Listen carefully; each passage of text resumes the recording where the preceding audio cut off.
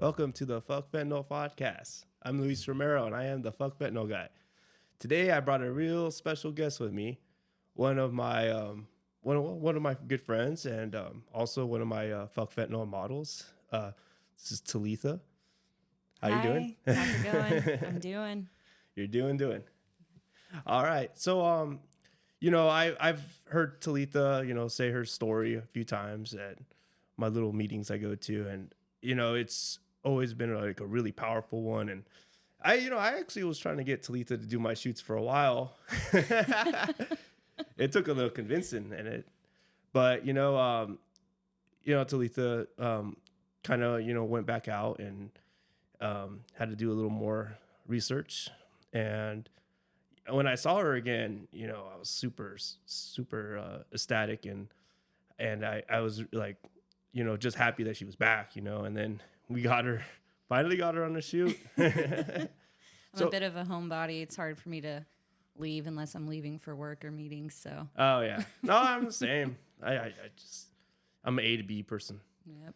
So, oh man, so just tell me what it's like for you, like growing up and all that. It's kind of a little bit all over the place. I was actually born in Louisiana, and I grew up in like a hyper-religious, misogynistic church. My dad was one of the deacons. So from like a really young age, I had kind of this super conformed version of Christianity shoved down my throat. And I always fought against it. I didn't like being told that I was less than, or that I wasn't as important as something else, or that I had to do things a certain way with no explanation. And so from a really young age, it got me into a lot of trouble. I was like severely abused, like mentally, physically, emotionally, spiritually, and everything, and when that starts happening to you at a young age, it really conforms your understanding of the world and the way the world works and your relation to the world. Yeah. When you're a child, you can't separate like things that happen as outside of yourself, because at least for me, like I viewed the world as like my world. So everything that happened to me was a direct result of me, of who I was as a person. So anything bad that happened to me was because of me. And I couldn't separate the fact that people do bad things on their own and you suffer the consequences. Like I didn't see that. So from as early as I can remember, it was just the world was shit. Basically, you know what I mean? Fuck the world. Yeah, exactly. And my mother suffered like really heavy mental illnesses. My dad was really abusive, so there wasn't ever really like that like motherly love that I received from her. And then my father was just like a fucking asshole. So like the two most important people in my life, the people who were supposed to protect me, who were supposed to take care of me, abused me. Yeah. And it fucked with my head. It fucked with how I viewed love. It fucked with how I viewed family. It fucked with how I saw God, because it was my father's God that made him do everything that he did. Of course. And so you can justify his abuse. Exactly. And, it was a trip. I don't like to dwell too much on it when I'm talking about my story, just because there was a lot of trauma, a lot of like, suppressed memories that came out later through like therapy and psychiatry and like all that jazz. But it was fucked up, to say the least. I ran away for the first time when I was like 2. Mm-hmm. And we lived 2 years old. Yeah. You ran.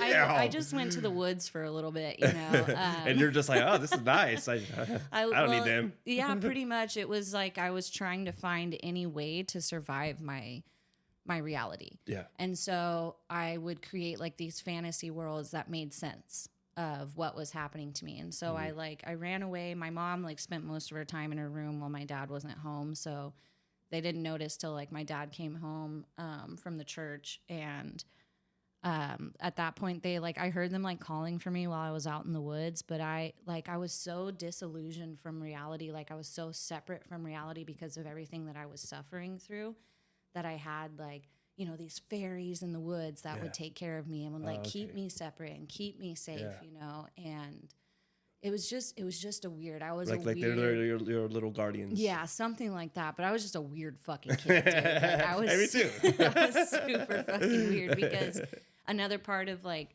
the way that I grew up, like I was homeschooled. We weren't allowed to watch TV or read secular books. Like I was cut off from the real world. The only people I knew were the people of the church. Mm-hmm. And so I didn't have any friends. I had really high expectations. I'm one of 6 kids. I'm the only girl.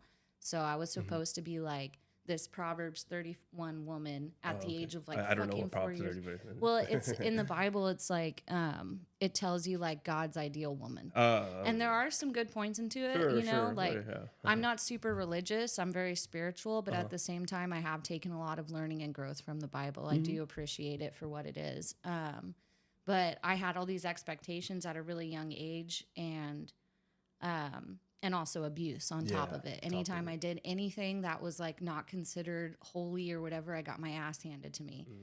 That's fucked up, you know? And like my brothers were kind of like the children of God, and I was the servant.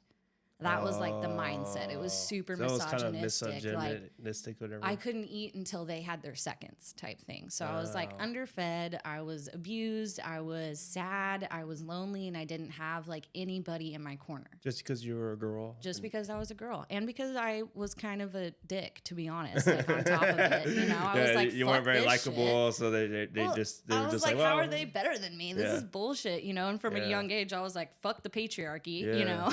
Well, yeah, you shouldn't be like kissing their ass. Fuck. But it was also they're terrible. Yeah, it was also the only thing I knew. So that's just how I thought the world was, and I thought that's how God was, you know, and it just fucked me up for a really long time. Yeah. When I was 13, though, we'll just fast forward over a Yeah, bunch of of course. abuse. Let's go to the teenage years. When I was 13, we got excommunicated from the church. They said What? that Like the entire church just cut off your whole family? Yeah. Oh, shit. So there was some drama with my father and the other deacons, and we got excommunicated. And my father was actually originally from California. He's like a surfboard shaper. He used to be like a chill dude, you know. Then he found God, Yeah, and then it just kind of went a little crazy. That's literally exactly what happened. So we moved back to California. And there was a guy who was my youth pastor at the church. He moved with us. Unbeknownst to me, he was moving with us because he wanted to marry me. I'm 13 at this age, by the way. Jesus. Yeah. That's old fashioned. God, dude. And it wasn't even like that he wanted to marry me. He was just so fucking obsessed with my dad and his ideologies that he was like, I'm going to marry his only daughter. So like I got to be in the family. Exactly. Just super fucking lame, dude. Yeah. And so weirdo. Yeah, thank you. Yeah. Thank you for validating my feelings on that. But fuck, dude. And so I moved to California. We lived in Pozole in Oceanside, which was rad. Oh, okay. When I was like 14 or 15, my neighbors, this is when I started kind of like, I used to hop over the fence like at night, and like they'd let me hit their bong. And shit, and then hop back over, and Little then like adventures. the fear of God would be in my heart. I'm like, my dad knows that I'm fucking smoking weed and I'm going straight to hell. You know what I mean? Like, it was terrifying, but it was rad. You know? It was exciting, and then you're like, oh God, like I'm scared to death of these people. Yeah, no, it was scared to death of my dad. You know, he was still super fucking gnarly. But the thing was, for me, like my whole life, I'd never felt like accepted. I never felt like I belonged. Like the other kids in the church, like didn't know how to approach me because of my father's status. And like men would like, and dudes was not a thing. Like I never had like a boyfriend or anything like that growing up. Like it was absolutely not allowed. And so I started to kind of develop this perception of myself that I wasn't worthy of love.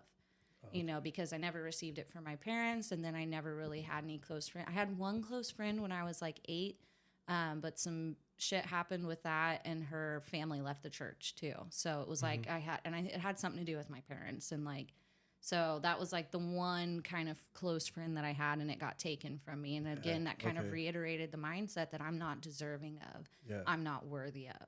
And so it's like I can look back on my past and see like all these kind of pivotal moments that really just ingrained this understanding that I'm the problem, you know? Yeah. not the world is filled with hateful people or people are misguided and misdirected. Something's wrong with me and I don't deserve the love that exists in this world. And so when I started smoking weed, I was like, I had like this release from these anxieties and these feelings of not being good enough and like my hyper anxiety over like the continuous abuse. So I had this release from it and I was like, oh my God, like life is fun, you know? Right. And so that's kind of what started that. I used to drink when I was younger too. Like my dad used to give me beers and shit and then beat the shit out of me, you know, typical, yes. Typical addict shit. Yeah, right.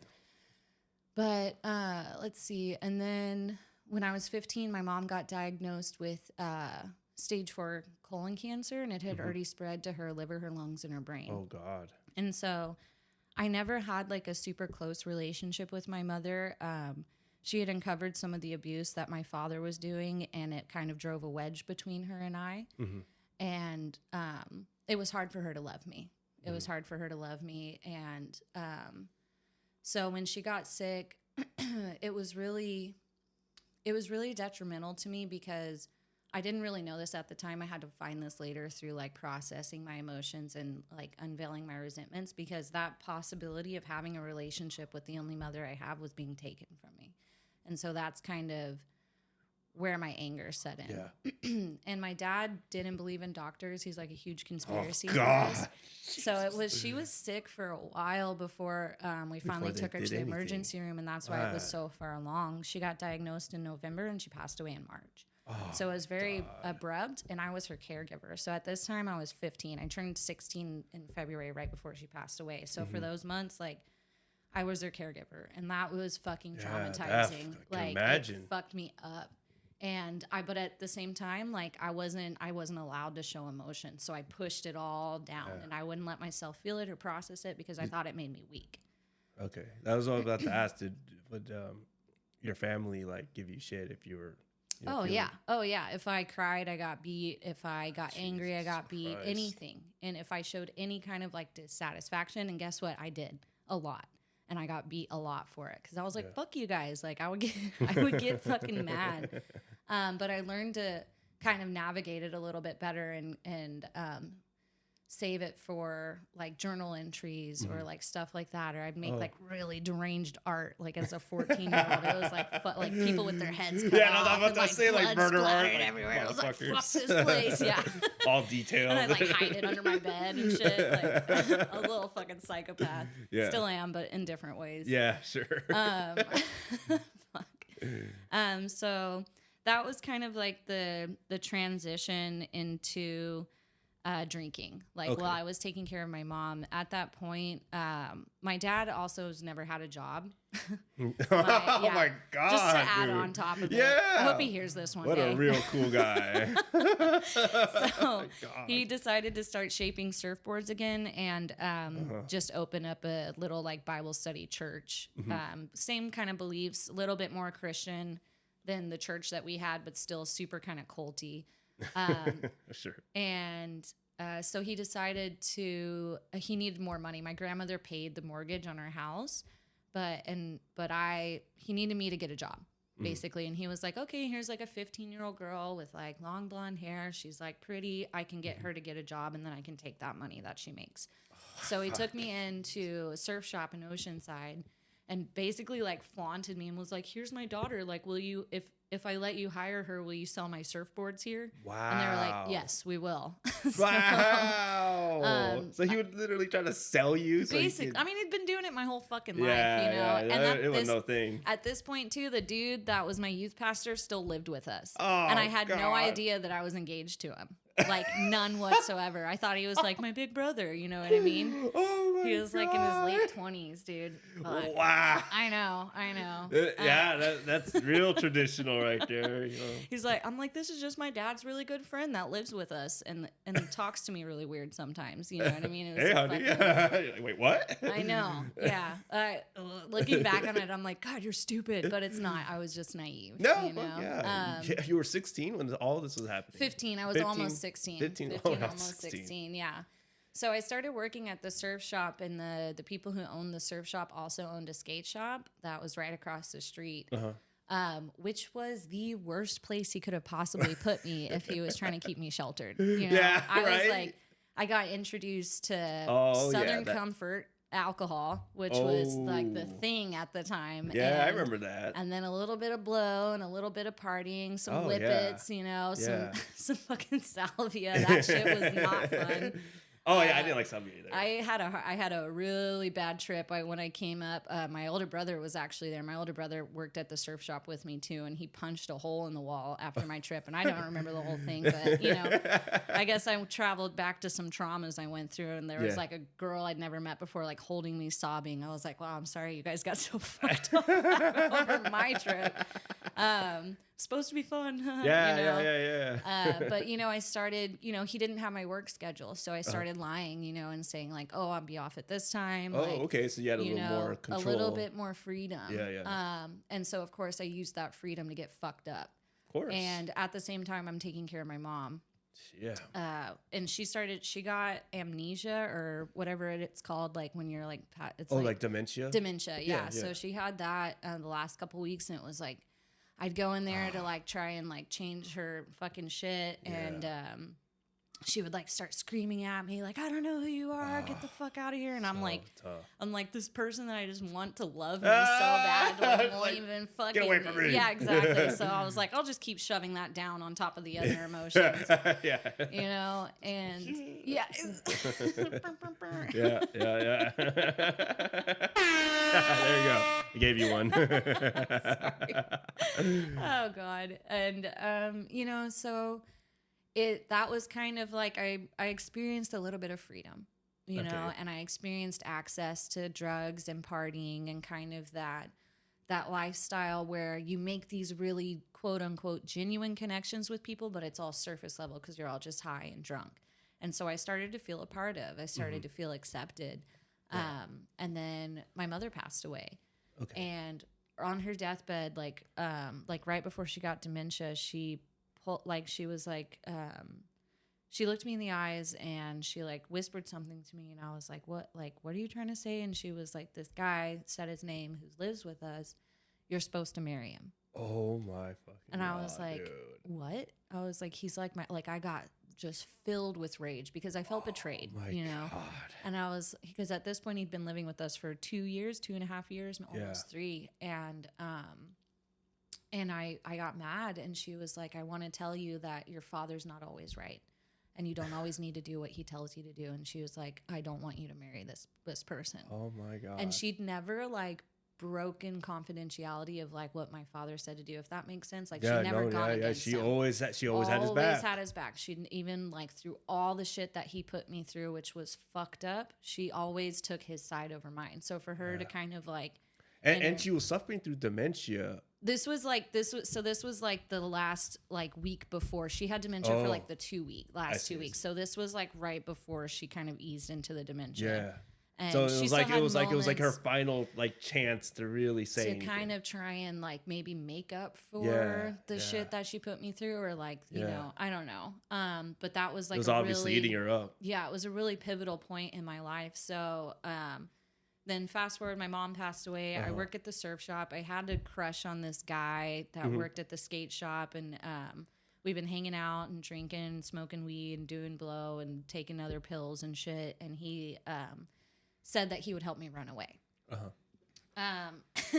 And the way that he convinced me he was like, so we have to like cut your hair off short so they can't recognize you and dye it fire engine red.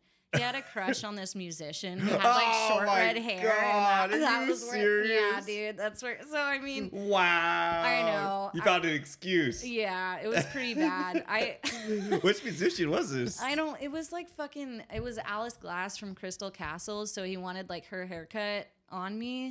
It's fucking deranged. You know, it is what it is. But I was honestly, I was a puppet. I'd been a puppet my whole life. I didn't know how not to be. And so I ran away. He like met up with me, cut my hair, dyed it, sent me on the train like to his homie's house. That was like, I don't know. I can't even remember where the fuck. I don't even know where anything is now. I'm fucking 28 years old. But So, and then my dad went into the surf shop. He knew that I was close with this guy. He checked our phone records and saw that I'd called him before I disappeared, or whatever. The night before, he saw that there was like multiple calls on the phone records to his number. So he went in, threatened him. The guy told him where I was. Okay. So my dad drove, came and got me. One rule that my father always had was, aside from not being allowed to wear makeup, was I was not allowed to cut my hair. Ever. Because I used to have like long blonde hair like down past my ass. Yeah, like, and I, whatever. That was just his thing. He thought that women weren't pretty if they didn't have long hair. Oh, wow. When he saw my short red hair, he started to absolutely beat the shit out of me, dude. Like just on site? On site, wailing me in the face. The dudes, the homie's house whose parents were there, they were kind of like, oh, like, should we? Yeah, it was just a fucked up situation. So he brought me back home. And you were still a minor, or you were? Yeah, I was 16. This was like right after my mom passed away. So I was 16. Jesus. Beat the shit out of me. Fucking busted my lip. Like my head was all fucked up. I was pissed. Because I like thought that I was getting out. I believed that I was never gonna see them again. Never gonna be a part of this lifestyle again. Yeah. But that didn't happen, obviously. So he brought me back home, and I suffered with a lot of depression. It kind of makes sense, like with all the stuff was going on in my past, like leading up to now. And so, and I was a sick fucking bitch. Like, I'm not gonna lie. So obviously he's tore up about his wife passing away. Yeah. He really thought God was gonna save her. It rocked his reality. And then his daughter, who he kind of wants to be like a replacement wife and like take care of the kids and take care of the home, runs away. Yeah. Cuts her hair off. She's no longer beautiful in his eyes. He's mad. He feels betrayed. I was pissed. So I put on my mom's wedding dress and slit my wrists in front of him. Because I was like, you can't have either of us, motherfucker. Which is deranged. Like, literally, but I was self-sabotage sick in the head. To the core. Yeah, so I was just like, look, this is what you did. Like, you want to keep doing that? This is what the fuck I was pissed, dude. I was fucking pissed. Like, why can't you just let me go? Yeah. And so, like, right after I did that, he grabbed my hair and fucking smashed my face on the kitchen sink and knocked me out. When I came to, he had put, like, a mattress in the attic and, like, wrapped up my wrist. And called my work, told him that I had mono or something, and I stayed up there for a month and suffered a lot of abuse. It was pretty fucked. Oh my God. And then I, played nice, like, I'm sorry, I won't, and got back in his good graces. Everything kind of went back to normal. And then I started working again, but he needed me to work more. All this time, my paycheck goes to him. He needed me to work more, so I worked at the surf shop. They also owned like a sunglass store. I started working there, and then I started working at this pizza place that was right there too, because all of this was walking distance from my house. It was like downtown Oceanside by the pier, and I lived up in Pozole. And I walked. He didn't give me fucking rides or anything like that, which is fine. Whatever, fuck him. Yeah. And it's not like I didn't know. I'm really starting to hate this man. Like, I'm developing a resentment towards all him. of my therapists that I've had and like psychiatrists, they're like, I know, like off the record, we can kill him. My counselors at rehab, like everyone's just, I'm like, it's, he's just sick. He's just sick is the problem. If I were to, we don't have time for it now, but if I were to go into his story, like he went through some fucking shit too that shaped his brain and fucked him up and made him the way that he is, I'm sure, but he's still a piece of shit. Thank you. Thank you for validating my emotions. I do. I'm 100% validating them. So, whatever. Then after that, I played nice, and then I started, I was drinking still and like doing drugs, but I was maintaining it. It wasn't like too bad. I hadn't found heroin yet. Okay. And then, so it kind of went on like that until I was 18. So I was still working those 3 jobs. And then I got a job at a diner too. So it was I stopped the surf shop. I worked at the sunglass shop, the pizza place, and the diner. And I would work at the diner at like fucking 4:00 in the morning. It was a breakfast diner. Yeah. And then I'd get off work there and I'd work at the sunglass shop for a couple hours. I was the manager there at 18. And then I would work the night shifts at the pizza place. It was like a mom and pop's place, and I was a manager there too. So I was like, I'd been raising my brothers for a long time, so like I was good at managing things. So that skill came to me pretty easily, and I moved up quick for being how old I was. Anyways, I paid for the clothes, the food. Jesus, so you were like their second mom practically. Yeah. Yeah. I was the only maternal figure that they'd had, really, because my mom spent most of the time fucked up in the head. You know, and those were the two youngest ones, especially my two youngest brother. Those were my little babies, you know. And that's like one thing that I still really need to work through is my resentments towards myself for choosing drugs over them. Because I was the only, like, even though I was fucked in the head, I was the only stable, like, parental figure that they had, and I chose dope over them. And I left them. So it leads into this. When I was 18, I met this chick. I was actually kind of dating this guy at the skate shop, and he broke up with me to get back together with his ex-girlfriend. Okay. And I had a little friend group that we used to like drink and shit with. And so they showed up with like a 30 rack and like some fucking weed. And they were like, hey, like, fuck him. Like, let's go to the beach and kick it. Like, you're still our homie. Like, he's an idiot. Yeah. So we go kick it. And then he shows up with his ex-girlfriend, who's now his new chick, and trying to be, he's all wasted. And he's like, hey, have you met her? Like, trying to be all whatever the fuck. And I was like, no, I haven't, you fucking idiot. Obviously, I fucking haven't. Like, nice to meet you.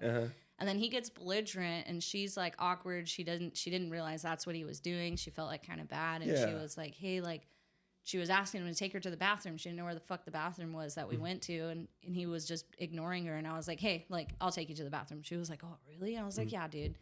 We're walking. And I was like, I just want you to know, like, water under the bridge. I have no ill will against you. Like, if he doesn't want me, good for him. You know, that's what he wants. That's what he wants. I'm not tripping over it. Anyways, she left him to be with me in the long run. Yeah, well, fuck him. Yeah, I was like, well, you lost both of us. Way to play your cards right. Yeah.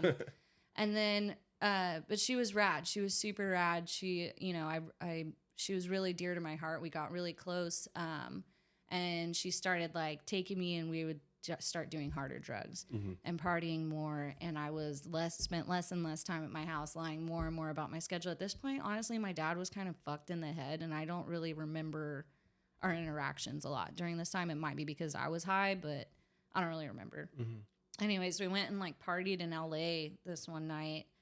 And we went to see some underground band. I think we were like 17 or 18. I think we were 18 at this time, and did like a bunch of ecstasy and shit like that. And I remember I was like throwing up green slime on the side of the road trying to walk back to the car the next day. Like I was like, what the fuck is this? How did this come out of me? It was fucking wild. Yeah. But we were super hungover, and we were laying at our friend's house, and we were watching Intervention. Oh, yeah, I remember that show. I used to watch it when I was high all the time. And there was a couple shooting each other up in the bathtub. And I was like, dude, I want to try that. Like, look how fucking obliterated they are. And that's how I got introduced to heroin. Oh. And that night, we picked up heroin for the first time ever. I was like, wait, hold on. What the fuck is that? That looks amazing. You know? I know, it's so burnt. So fucking it's like that one show, they totally try not to glamorize drugs at all. Yeah, and I was like, wow. I was like, they look happy. The beginning part looks fun. In the bathtub, their families are like crying and shit. And I'm like, that's the one. Let's go. Just skip that part. We don't need to see that. But it kind of ties into like the manifestation of energies, and whatever energy you put out, whatever you're calling for comes to you. Because I put out into the universe, this is what I want.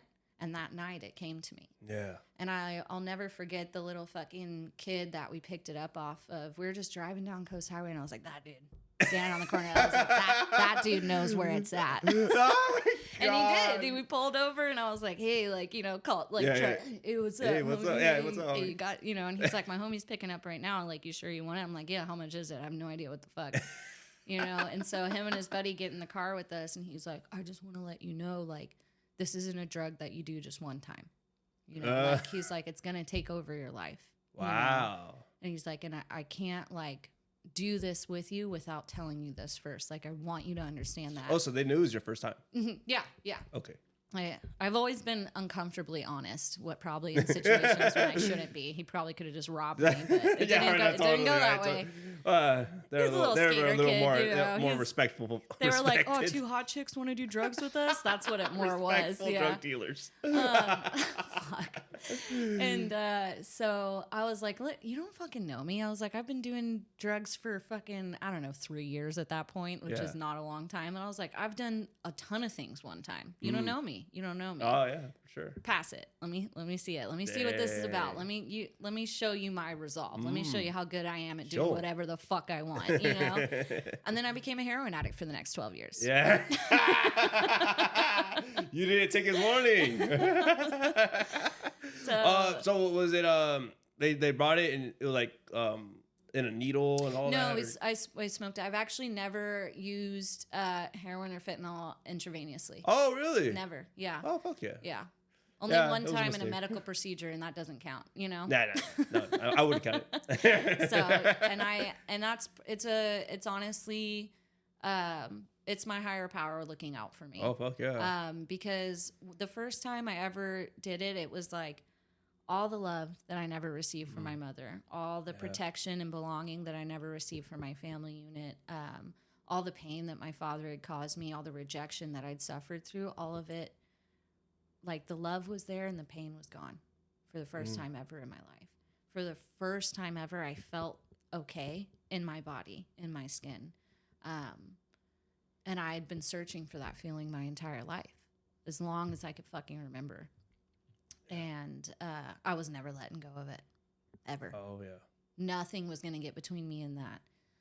That was just the first dose. The first all those time. feelings. Yeah. Were just, well, and you know, we say like you chase that first high too. Oh yeah. You know, but it was like the first time I felt like I was where I was supposed to be, and it was because everything was so fucking numb and I couldn't feel any pain. Mm-hmm. And I'd been carrying around pain my entire life. I didn't even know that I was carrying pain. It was just my reality. Yeah.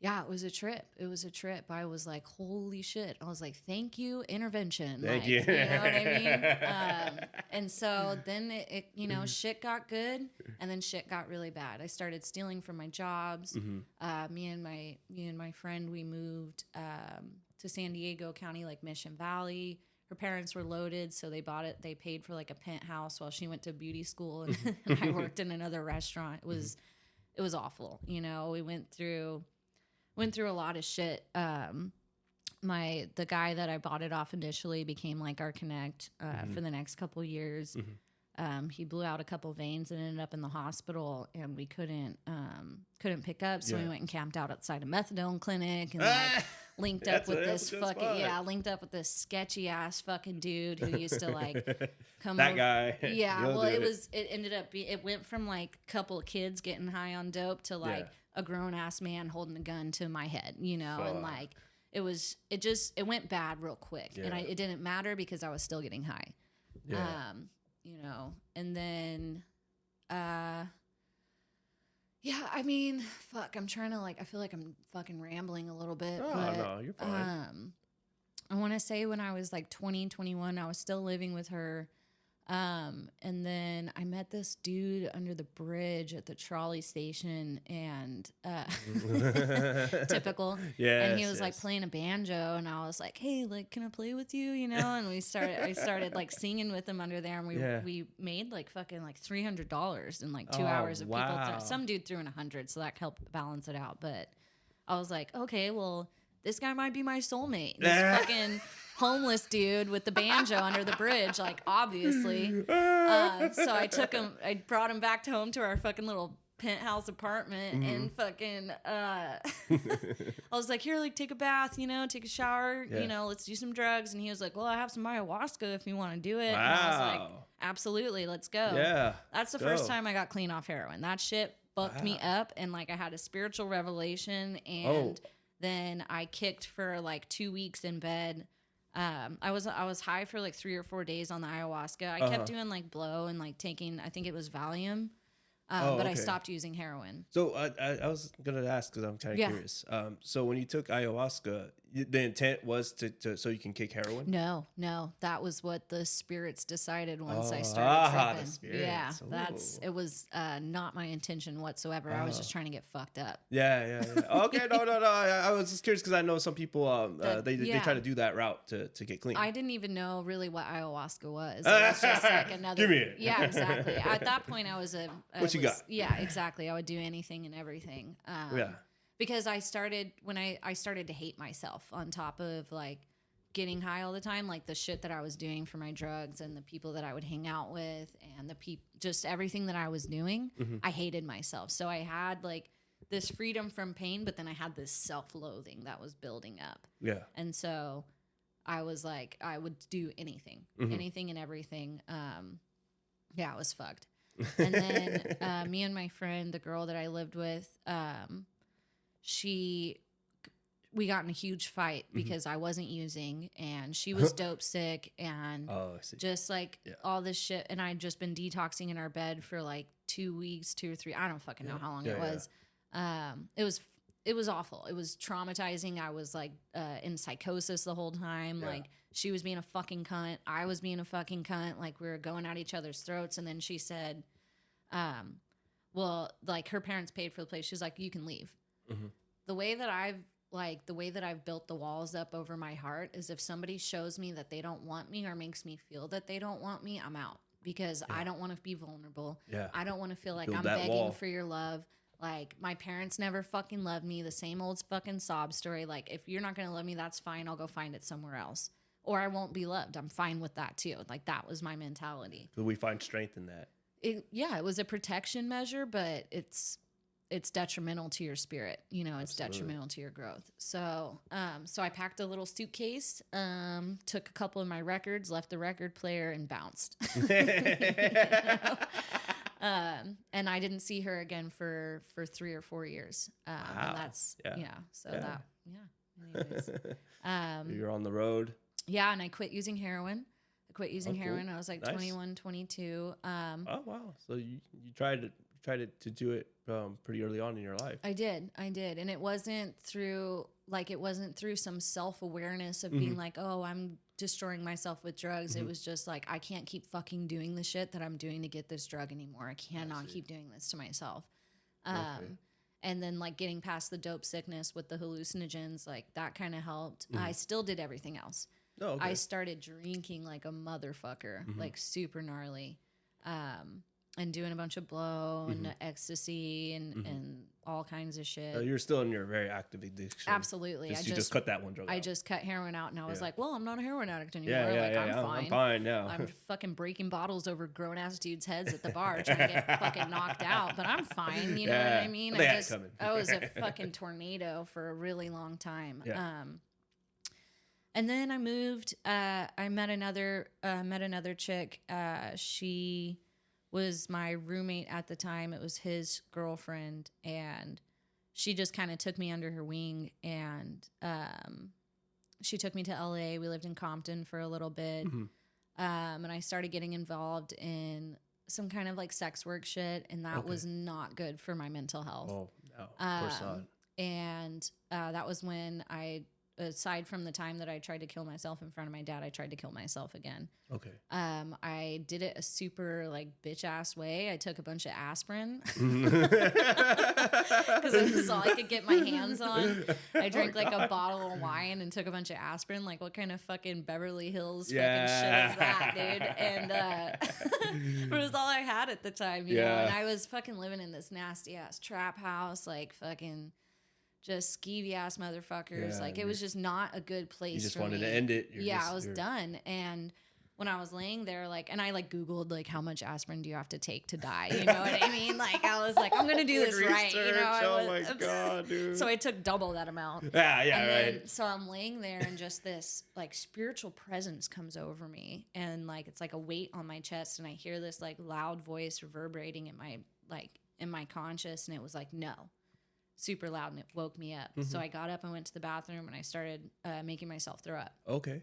But I didn't throw up enough because so I started, and I'd also like So then I Googled what are the signs of aspirin overdose, my eyes are like getting, like, my vision's all blurry, I'm all sweaty, and I'm like, I've got the shakes all gnarly. So I call 911 and I'm all, hey, I tried to kill myself, but I changed my mind, but I think I'm still going through like aspirin overdose. And they're just like, it's a slow process. What the fuck, dude? Like, what a fucking train wreck. I was like, but I don't want to die anymore. I changed my mind. Like, I want to live. I can't commit to anything. Like,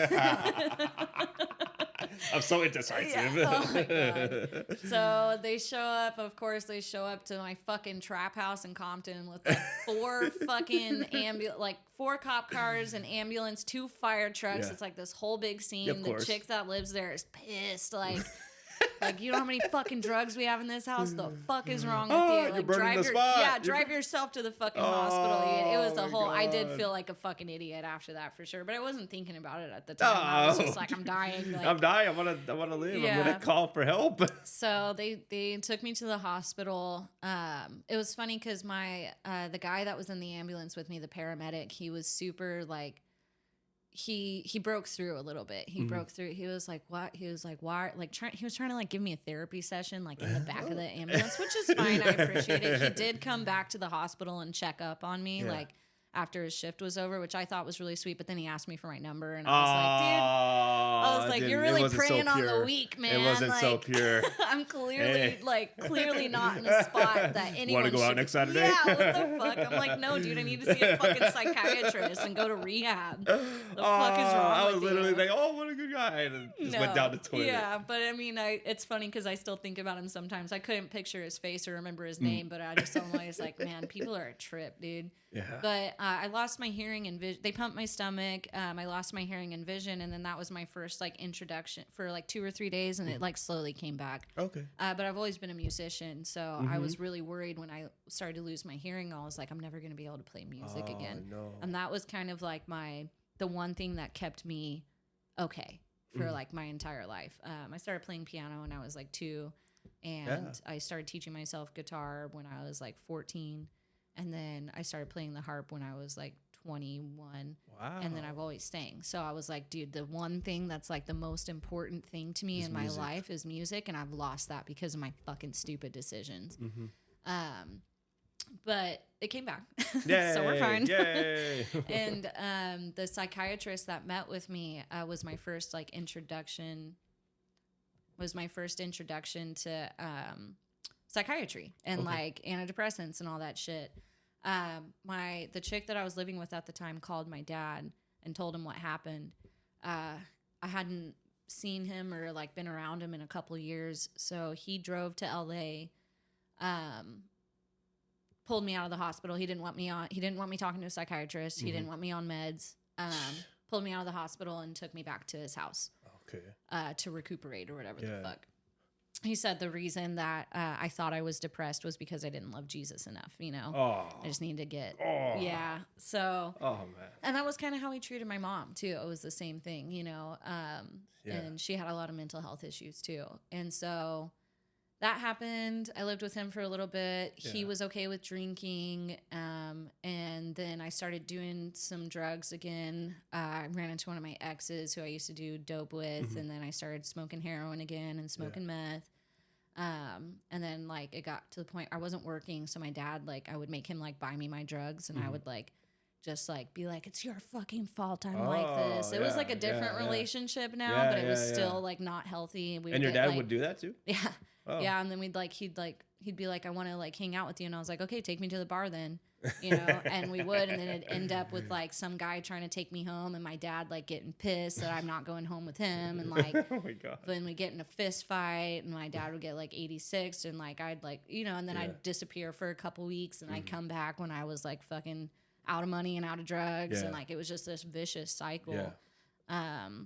And at this point I got a job at a smoke shop, Inner World downtown. And, there was this guy that I met there, and he asked me if I wanted to go work on a weed farm. And I was like, please let me do that. Which was actually, it was actually another pivotal point, because I got separate from, first of all, my family. like everything. And the lady who was the wife of the guy who ran it, she was super into like Kundalini yoga. Mm-hmm.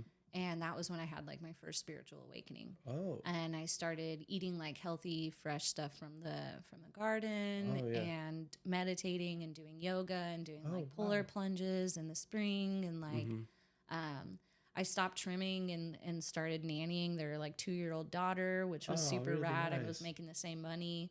And then I started cooking for the guys. And like, then they were like, so I didn't even really, by the end of that little 1.5-year span, I wasn't even like trimming anymore. I was just like baking biscuits and cookies and making like chili and shit and like hanging out with the 2-year-old. It was really rad for me. Yeah.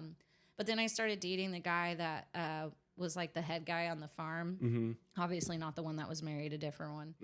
And I was like, oh, like, you know, I found my soulmate again. And, you know, all of those like feelings of abandonment and not good enough, like that was coming to the surface. And then he like slept with a chick on another farm. I was like, dude, we're in the middle of fucking nowhere. And he still found someone to like, cheat. there's like 3 chicks up here and you're fucking someone else. Like, are you fucking kidding me? I was so pissed.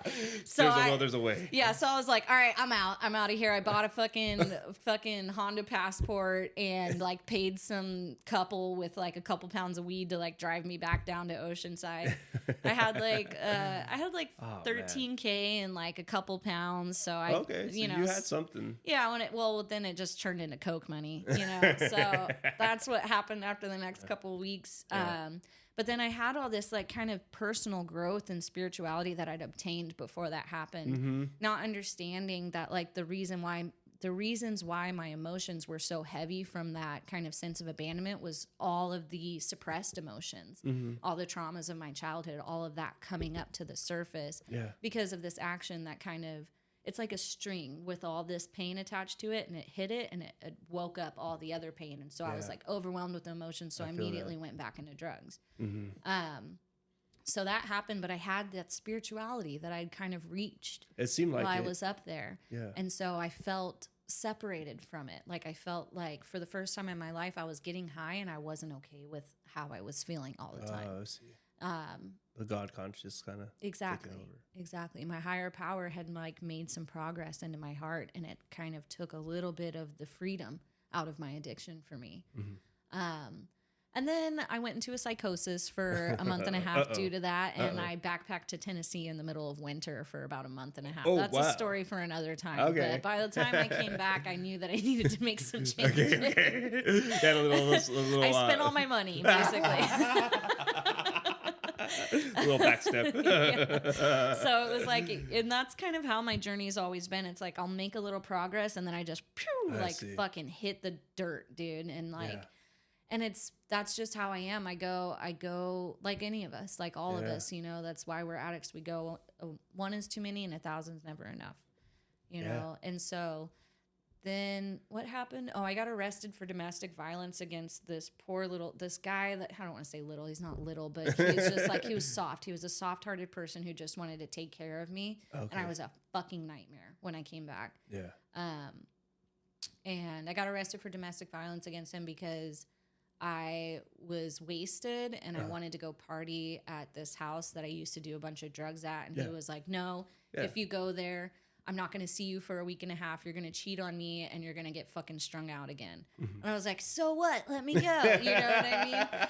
And so he was trying to carry me back to my house, which was down the street from the bar. And I was like fucking wailing on him. And somebody called the cops. And so he didn't even call. Somebody else called the cops, but it was his fault. That's what I was pissed. I was like, what kind of bitch ass motherfucker sees the cops and doesn't get me the fuck out of there? Like, you should know better. I've never had to, you know, whatever. Of course, yeah. Because I'm sick. I was sick. You know, I couldn't see anything as being my fault or being, you know, me needing to grow. It was just like, everyone's out to get me. Fuck you. They dropped the charges. I spent 8 hours in the fucking drunk tank and I lost my goddamn mind, Luis. Like, I was like, you can't put me in a fucking box. Like, I was losing it. I was not okay with being in the drunk tank. I've never been to prison. I've never been to jail. Oh, that was your first experience. That was my first experience, and I Amazing. really would like to make it my last because I am not built for it. And it's funny because I used to pretend I was really fucking hard. I am not fucking hard. I do not want to go there. It is not the place for me. Because I can't handle it. I cannot handle it. I'm a little bitch. That was your one experience, and you were just like, I'm never doing that again. It was fucking traumatizing, and I used to never be able to tell anybody that. Like, I was very uncomfortable with like letting people know. I used to kind of pretend that I was harder than I am. I'm not. I'm a fucking pussy. I'm a soft girl. Like, it is what it is. It's taken a lot of work for me to let these walls down, but this is who I've always been. I totally relate 100%. Like, because I grew up around that crowd that was in and out of jail and prison, YA, all that stuff. So, you know, and I was kind of the late bloomer. I was 20 when I caught my case, and I thought I was ready for fucking jail. Yeah. Like, fuck yeah. I'm gonna run with these guys right here, and fuck no, dude. I fucking was kicking fucking dope, miserable, balled up. Like, it's fucking cold in there, man. And it's not even like they really wanted me to join. It was just like, they're like, oh, okay. Yeah. One of those guys. Take your rack. It's not, I'm not good at being controlled. I've been controlled my whole life. And so being controlled after I've tasted a little bit of freedom, I can't fucking do it. I can't do it. Not in that sense. And so fuck, dude. And it was so funny because my dude was trying to let me marinate on what landed me in the drunk tank. So he took a little bit longer to get me out of there than he could have. Yeah. So by the time he picked me up, I was still fucking wasted or whatever. Because I was like doing some pills or something too. I was always doing a cocktail or something. And so I tried to throw myself out of his car on the freeway. I was like, fuck you, you let me get arrested, you're a piece of shit. And I like opened the car and he like grabbed the door and slammed it shut. And he's like, Jesus fucking Christ, Talitha. Like, you are the like most difficult one. Like, it was just this whole thing. Anyways, I broke up with him over that. He gave up. He's like, I can't do it. He actually ended up taking me to rehab a couple months later, even though we were broken up. He took me to Crash. Oh, no shit. Crash saved my life. No shit. Crash when saved was my this? life. This was when I was 24. So this was 4 years ago. Oh, 4 years ago. Oh, 4 years ago. This was the first time I got really introduced to the rooms of Narcotics Anonymous. Oh, okay. And I transformed into a completely different person than I'd been for the last 24 years of my life. Wow. At Crash, it's a behavioral modification. Yeah, I was there. You know. I did 93 days there, and I hated it. But you know, I did. I learned. You learn. You know, and I slipped up, but you know, a lot of. Did I? You know, and I still, you know, like remembered what they taught me, and I carried that into the other program that eventually, you know, because I didn't do steps or anything like that. So like all the stuff that I learned from Crash, I just kind of took it on to the next one I went to, but this time I was done, and I decided to go into steps and join the fellowship and all that. So that was like, you know, how I got clean and sober. But yeah, you know, Crash is tough, but you know, I think that because it's kind of weird because it's a little different now, you know. I agree. You know, but. In the end of the day, still like, the same fundamental aspects. Still, exactly. And in the end of the day, those places are like that for a reason because you know we like to live by our own fucking rules, and we don't want to, you know what I mean. So when they hold you accountable for leaving leaving your sock on the floor, oh, you gotta sit on that bench and read that fucking. I got in trouble for being aggressive a lot. I was like, what the fuck? Oh, they put me on permanent humor ban. Suck it, Crash. I had to say, was that aggressive? I'd be like, hey, fuck you. Was that aggressive? I fucking hated it. But I didn't realize I was aggressive because I had a victim mindset for so long. But I was aggressive. Yeah. Still am a little bit. When I'm hearing your father's story, that was the awakening some parts of me, man. Right? But yeah, now man. Now you can see why I drew pictures of people being decapitated. Fuck yes. I'm going to join some right now. Oh my God. I had a lot of rage inside of me and I let it out any chance I got, you know? Oh yeah. And that, you know, when I remember when I got clean too, it's like, I just, everything got under my fucking skin. Oh my God. everything. And that's what makes going to rehab so fucking difficult, because Mm-hmm. you're constantly around people. Yeah. You have no fucking personal space. Yeah. And yeah. Somebody wants the fan off. I want the fucking fan on. I Yeah, always want the yeah. fucking fan on. You got me fucked up if you're gonna try and turn the fan off. Sydney's nodding. Yes. Yeah. Go ahead. Go write the fucking That script. hasn't changed. Go write your contract with her. But yeah, man. Oh, but yeah, so you went to Crash, and yeah, and it changed me. They showed me how to not be a victim anymore, how to take ownership for my actions. They also, it was really difficult at first because I had been shoving down all of my pain for a really long time, and this was the first time that I'd been clean off of everything for a substantial amount of time, and I couldn't function. My anxiety was through the roof. I had PTSD. I couldn't sleep. I would have panic attacks that would lead to seizures. Like, it was a whole, my nervous system was fucked. And my brain was fucked. My soul was destroyed. Like, I hadn't been spiritual since that like little snippet of time up in the mountains. Yes. Like, so I was like a little fucking baby, like filled with rage. Like, it was not not a good time for anybody. But the counselors there loved me and cared about me. And I'm like getting emotional right now. I always get emotional when I talk about it, but it was the first time that people had ever like loved me for me and not for what I could give them, and just wanted to see me thrive. And that's what the rooms of Narcotics Anonymous are to me. And I'd never experienced it before, so it helped heal me. Nice. When I graduated from Crash, I stayed there for about 120 days the first time. Ooh. I was ready to graduate, and I was too scared to go out into the real world. And they were like, yeah, we'll let you stay. Wow. So stay for a little bit longer. Yeah, I volunteered to stay at Crash because I was scared. Yeah. I was scared because for me, anger is a secondary emotion, and underneath that anger was hurt, and vulnerability, and just a fear of the real world. I never really existed in the real world because I was always fucking high. And before that, I was so sheltered, I didn't know what the world was. So I graduated. I moved into sober living. I got about 9 months clean. And then that girl that I talked about, the one that I lived in Mission Valley with, we started talking again. She was still active in her addiction. And a lot of my traumas, I was working with like an EMDR therapist and pulling a lot of stuff up to the surface that I wasn't really ready to face because I didn't have the self-worth and the self-confidence or really the belief that I could get through my pain. And so I hit her up. She drove from Oceanside to where I lived in San Diego, picked me up. I didn't say anything about getting high. We were going to go get dinner, but we knew, telepathic. I opened the door to her car. She had meth on one foil and fentanyl on the other.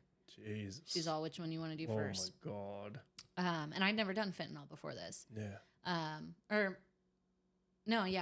think that was the first time I did it. And so I smoked some meth, and then I smoked some fentanyl, and then I projectile vomited for like 14 hours. But I was like, fuck yeah. The green vomit again? Not again. That one actually was a one-time occurrence. Actually, there was a weird little tidbit that happened in Mexico during COVID that the green vomit reappeared. But we don't need to go there okay. Moving on. I think I was trying to run drugs. It didn't work out too well for me. So I was with her for a couple days. I texted like my house manager and my best friend at the time who I went through Crash with. I said, hey, I relapsed. I'm not coming home.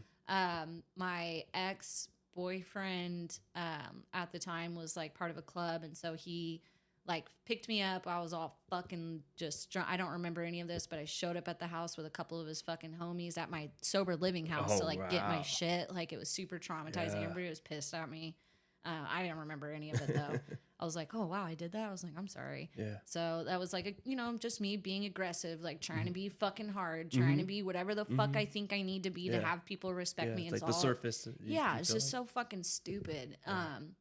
Placing my worth on everything outside of me rather than what's within. And so, and then I was living with the chick, and like, I'd only been out for like a week. All this happened in like the span of a week. And then, she left her door open when she went to work. She was a tattoo artist at that time. She went to work, she left her door open and her cat got out. So I called her and I was like all strung out. I'm like, hey, the cat's like not here, you know, and she was abusive too. I attract abusive people. And me too. Yeah. So she came back and just, I'm like on the street, like looking for the cat. Yeah. You know, she pulls up in her car, like drives over the curb all gnarly, just gets out and starts fucking hitting me, dude. And I was like crying. I'm like, she's like, you let the fucking cat out. I'm like, you let the cat out. It's so fucking stupid. Wow. But anyways, we find the cat, Yeah. we bring it in, but I can't stop crying because like first I have all this guilt and shame over relapsing, over not having that love that I thought I was going to find in the drugs again, like feeling neglected and abandoned and rejected. All of those fucking feelings that always took me back out are up at the surface right now. And she's like, babe, like, I'm so fucking sorry. Just take this hit. Wow. And I OD'd. Oh, fuck. And I remember like, just like falling into this cavern and like, just like, it was like a night sky and there was like these little stars and my body like separated from my body. And, I like had this choice to continue on, like leave my body, leave the earth, or to come back into my body. And I was like face to face with my maker. I couldn't see it. I couldn't tell you what it looked like. Yeah. I couldn't really explain what it felt like, but I knew. And it wasn't shame. It wasn't guilt that I felt. It was just unfinished business is what I felt. And so I chose to come back. Okay. And she had called the paramedics and left. So I got Narcaned a couple times. I was like laying in her bed and I got Narcaned. I'm face to face and I just started sobbing. Wow. And I was like, I had 9 months. Like, and they're like, well, you know, like you can get back to it. You know, like I was just devastated. You know, I was like, what the fuck, dude? And unfortunately, I had a lot of meth in my system. So when the fentanyl got knocked out, I went straight into psychosis. Oh, no shit. Then she was gone because she didn't want to get in trouble. Yeah. Her parents, who were, like I said, they were loaded. So they were trying to keep an eye on her. They saw that she called the cops. They checked the cameras and shit. And she was like, oh, Talitha brought drugs into my house and all this shit. So she was like, my parents said you have to get out. And I'm like, okay. So I was like wandering the fucking alleys in Oceanside. My little brother found me, took me to his house, and I was just like detoxing kind of on the bed. It was fucking awful. He didn't have a fucking sheet, but you know, whatever. That's funny that's like the one thing I remember. I was like, God damn, didn't have a blanket. About, like, I had like a little fucking couch pillow that my head was on, but he had a weed pen, so that helped. Okay. You know, and then I went back to crash. Wow. Okay. And you know, when I graduated from crash the first time, I could have sworn up and down that I would never pick up again. So I was just flabbergasted by the fact that I had used again. Yeah. You know, I didn't understand what I wasn't doing correctly that made me go back to drugs because all it had ever done for me is separate me from my spirituality and left me feeling so broken. And I did not want to feel like that anymore. So I couldn't believe that I'd done that to myself. Yeah. So I went through another like healing process, learned a lot more about, I did like a grief group on my mom, which was super important. I did a lot of process and working on like my resentments towards my father, but I also did a lot of work on my fear of success, my fear of wanting love and having hope. And so by having that fear, I would avoid it. And that was kind of like the biggest problem is I wouldn't stay connected. So this time I graduated crash, I moved to sober living, and I got, in August of last year, I would have had 2 years clean. Yeah. I had moved out. I was the AGM of a restaurant. I was doing really good. This is when I probably met you. Then. This is when you met me, and I was doing good. I was really involved in the rooms. I was happy. I was surrounded by really supportive, strong people that cared about me. And I was working on myself. I was working on my childhood traumas. I was working on, learning to love myself. But I was displacing what was important to me onto other people around me, and I was seeking validation in others. I see. And a couple things happened where I didn't receive that validation from a couple different people simultaneously, and it was around my mom's birthday, and so there was like a lot of stuff coming up, and a lot of trauma coming back up. Yeah, and just Not so much that I didn't have the tools to work through it, but I didn't have the desire to. I see. And it was because I wasn't, I had my meeting commitments. I was still going to my meetings, but I wasn't being present. Oh, I wasn't I can 100%. I wasn't listening. Yeah. You know, I wasn't praying. Yeah. I wasn't meditating. I was focusing on all the shit that I didn't have, all the things that I couldn't enjoy. I was like, I'm fucking 27, 28 years old. Like, I also moved in with someone who wasn't sober and was in the art scene. And so I started playing shows and going to these like artist events and like everyone's getting fucked up and like, I want to do that. You wanted like, to be validated. You know, I want to do some fucking blow and draw a picture and write a song. Like, I want to do that. You know what I mean? Let's do some fucking mushrooms, you know? And like, and that, what happened was I was forgetting about all the work that I'd put into it. And I was forgetting about the spirituality that I'd received and the freedom that I'd received. And I was weighing these materialistics and these what ifs and what haves and what can I possibly get from this alternate lifestyle that I'm not receiving now, rather than putting in the work on the lifestyle that I want, if that makes sense. I wanted that instant gratification. Of course. We all do. We want everything. Go. Yeah. And so I started doing like CBD and kava and like kombucha and kind of like, you know, kind of skirting around the edges. Yeah, those are like dangerous. And I was bartending at my work too. And so I would like, well, I got to try this drink or do this. And then one day I was just like, fuck it. And I went to a brewery down the street from my house and had a beer. Yeah. Then I had two. And then I went home and I didn't fucking get arrested. I didn't fucking do any heroin. I didn't fucking fight anybody. Like, I was like, cool, I can drink again. Ah, yes. You know? You didn't need to do a step one anymore. Nope. And then I started smoking weed.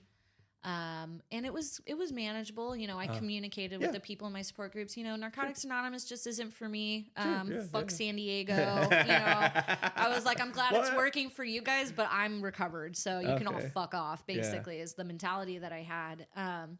And then probably 3 weeks in, I met a junkie. Great. Yeah, and fell in love, you know, and did a bunch of acid and shrooms and ketamine and fucking Xanax and whatever the fuck I could get my hands on, and that did not end well. Yeah. It ended with me on top of a bridge at 3 o'clock in the morning after pulling the fire alarm in my apartment complex. maybe for no reason, just because I was mad, so everybody else was gonna be mad. Wake them up. Well, the dude that I was with had to go to work, and I thought that he like left me because I was so fucking high, and I was like, you abandoned me. Those same fucking issues coming up to the surface that I did not work on, that I didn't know how to separate myself from, drove me into despair. I was on top of a bridge about to throw myself off onto the freeway, and that same voice that hit me when I did the aspirin overdose, that same fucking energetic being that I saw when I OD'd came and said, no, unfinished business. Wow. And I was just like, God damn it, dude. Like, just fucking let me leave. You know what I mean? But it pulled me back. It pulled me back to my spirituality. You know, and I'm lucky enough that my boss at work is involved in recovery. I lost my position, by the way. Oh, yes. I do remember that story. Yes. Well, it showed up to work high on mushrooms, started fucking throwing up in the bathroom. It wasn't good. But your boss cleaning silver is like, sorry. Yeah, she's like, we know where this is heading. We're you know, but it was emotional for all of us because I'd made a lot of work and I'd done a lot of work on myself, and I was throwing it away because I was scared. Yeah. I was scared of the progress. I was scared of the pain. I was scared of my emotions. And I didn't let anyone in. Yeah. People loved me and I saw it, but I didn't believe it. You know, and that goes with everything that's happened, you know. That's exactly what I was saying, is all that trauma and all that. It creates a mindset that I couldn't escape, but I didn't want to escape because I was comfortable in my misery. Yeah. It was who I was. I didn't know who I was without my pain. I didn't want to let go of it. And so I met with my boss and I started crying. Went in for a shift. I started crying. I said, I'm done.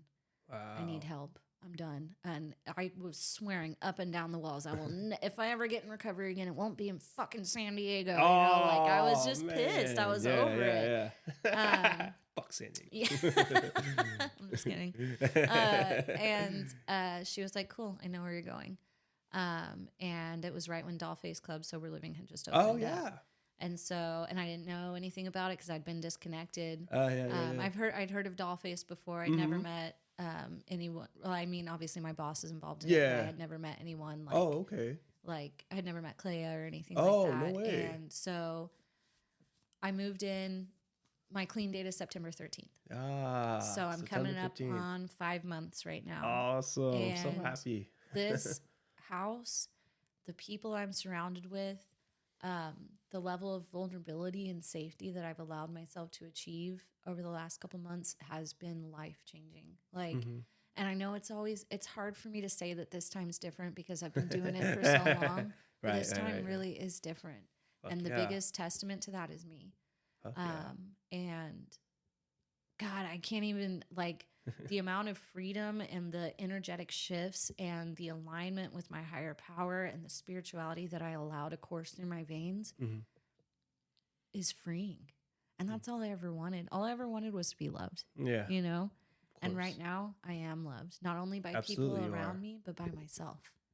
And that is what's pivotal for me. And that's what Narcotics Anonymous has given me. Nice.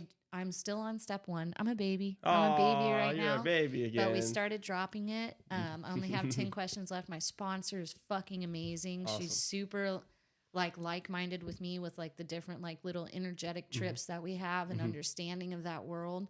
And she Palo Santos me and shit. And I need that. You know what I mean? But I've never been so honest about my reservations. I've never been so honest about the fact that it's hard for me to surrender, and being honest, open-minded, and willing is changing my fucking life. Fuck yeah, it is. From the inside out. And I'm super, super grateful for where I'm at right now. And I'm really glad that I've made it through all of my shit so that I can be here today and I can watch the woman that I'm starting to grow into kind of evolve. You know, that's what I want. I get to love people, you know, without worrying if they love me back. I get to care about my future, my life, my reality, and also understand that I am still kind of a psychopath. You know what I mean? And it's okay. You know, I'm a cute psychopath. Absolutely, you are. Hey, look, I'm almost 11, right? And I'm still fucking batshit crazy, dude. It's never gonna go away, but it can be maintained. Exactly, and it can be, it can be utilized. Yeah, that too. There's a spirituality aspect of it, that I can tap into, that we can all tap into, and there's a freedom and a grace that comes with working the steps, and that comes with, for lack of a better term, stepping into your true self. Yeah. And I've been hiding from it for so long because I'm afraid of my potential. That's my sponsor told me that. Great quote. So I don't fully believe it just yet. It felt a little weird to say it, but I think, but I find it to be true in some aspects. Fuck yeah. Wow, man. Hey, you know what? Just thank you so much for coming on here. Yeah, of course. Thanks for having me. Talitha is literally like one of the most beautiful women I've ever met, and literally had this story that I've known. Was aware of most of it. Yeah. And I really wanted to share it, and I'm so blessed to have you part of my brand. Yeah. And so when it's rad what you're doing. Thank you. I really appreciate that. It is. I appreciate all you guys that come in and and deal with my crazy ass. Anytime, as long as you can put up with mine. And man, and I just want to give her a little shout out too, because Talitha is also a really great singer. Oh. And and when you're talking about the music, I see that, because I've heard, I've seen some of your videos and I've heard some of your songs and my low quality productions. Yes. But I just, if you need anything, you can always hit me up, and I'm really proud of you, and I appreciate that. And it made me so happy to see you come back. It really did, because I think you were the first person in that house, and one of them, one of the first, and I was like, what? Sure. Oh my gosh, he's back! I'm all surprised, motherfuckers. Yeah, y'all talking shit. Yeah. No, but yeah. I'm so fucking happy for you. I'm just continue doing what you're doing. Yeah. Just keep growing. You're a fucking survivor. You're a warrior. Hey. So thank you so much for coming on. Thank you so much for having me, Luis. I'm honored to be here and honored to be asked to be here. Thank you. All right, everybody. Hope you enjoyed this. Take care, everyone. Bye. I love you.